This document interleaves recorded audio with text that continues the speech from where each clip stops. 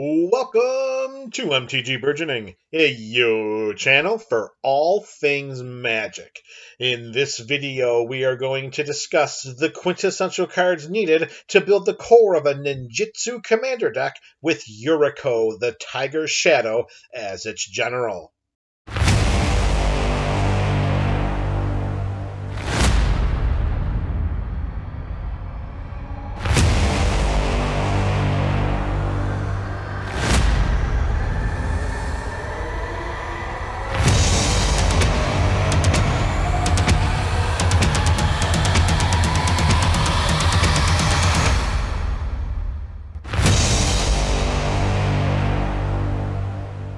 Yuriko, the Tiger Shadow, debuted in the 99 of the Subjective Reality Pre-Constructed EDH deck from the Commander 2018 product. She is a 1/3 human ninja for 1 in Dimir colors. She has Commander Ninjitsu, a mechanic whose origin began with Yuriko. We may pay a blue and a black and return an unblocked attacker we control to our hand.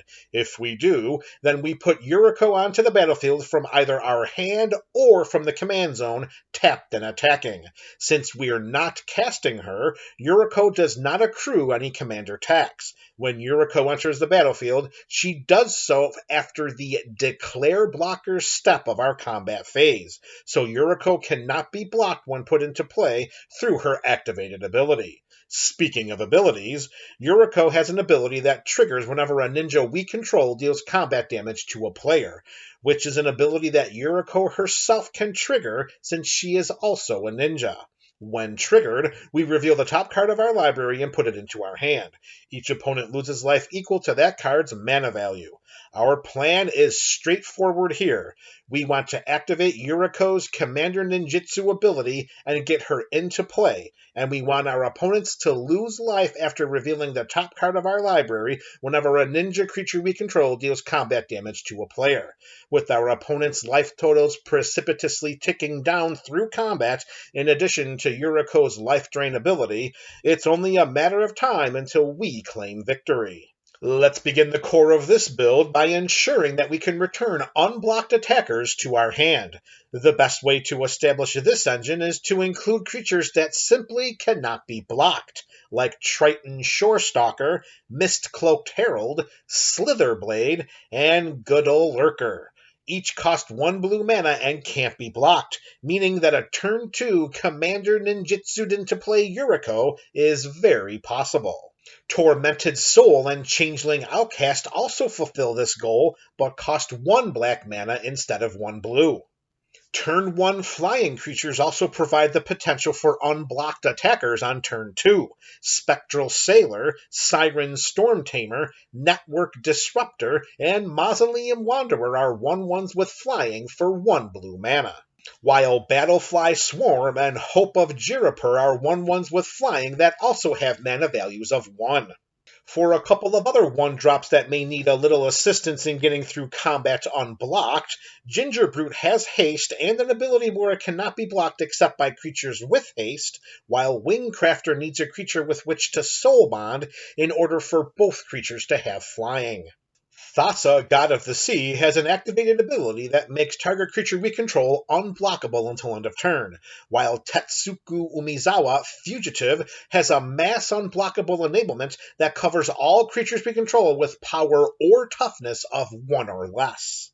To strengthen our theme further, enchantments such as Arcane Adaptation, Conspiracy, and Xenograph make each of these aforementioned creatures ninjas, while Maskwood Nexus does the same by giving them Changeling. It also has an activated ability that creates 2/2 shapeshifters with Changeling. With these static effects, these evasive creatures trigger Yuriko's combat damage ability, allowing the life to be drained from our opponents early and often. Now let's surround Yuriko with a hedge of ninjas to ensure that we trigger her life drain ability as much as possible. These ninjas also have their own ninjitsu abilities, but instead of activating them from the command zone, they are coming into play from our hand. Ingenious Infiltrator mimics Yuriko's card draw ability, while Ninja of the Deep Hours limits its card draw ability to whenever it deals combat damage to a player. Moon Circuit Hacker does the same, but forces us to discard a card whenever we draw one through its ability, unless it entered the battlefield this turn. Nashi, Moon Sage's Scion, doesn't draw us cards, but it does provide card advantage through its triggered ability. Whenever it deals combat damage to a player, we exile the top card of each player's library. Until end of turn, we may play one of those cards, and if we cast a spell this way, we may pay life equal to its mana value rather than paying its mana cost. Notice the text on Nashi. It says that we may play one of those cards, meaning we could put a land into play if we have an available land drop. Creating creature tokens and cloning are great ways to maintain and increase our tempo. Mist Syndicate Naga has a trigger that makes a copy of itself whenever it deals combat damage to a player.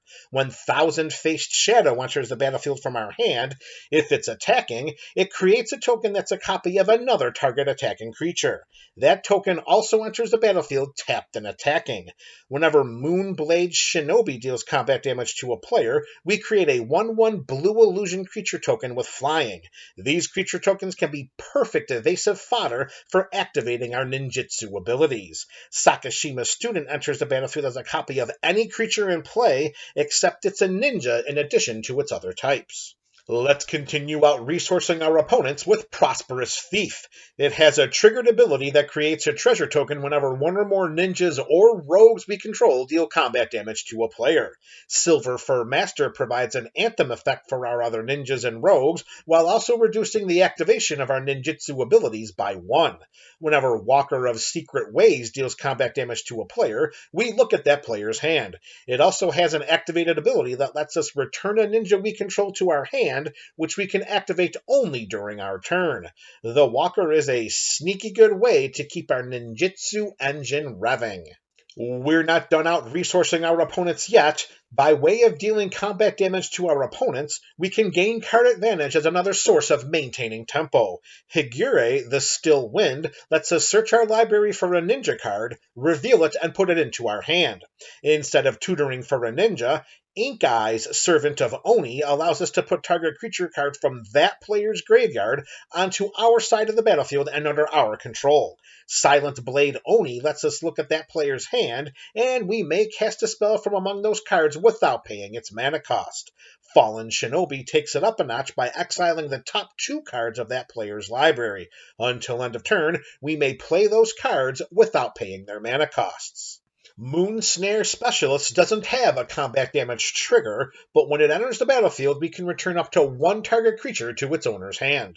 Upon dealing combat damage to our opponents, some of our ninjitsu-gifted ninjas have abilities that allow us to interact with those players. Throat Slitter allows us to destroy target non-black creature that player controls. By discarding a creature card whenever Dokuchi Silencer deals combat damage to a player, we can destroy target creature or planeswalker that player controls.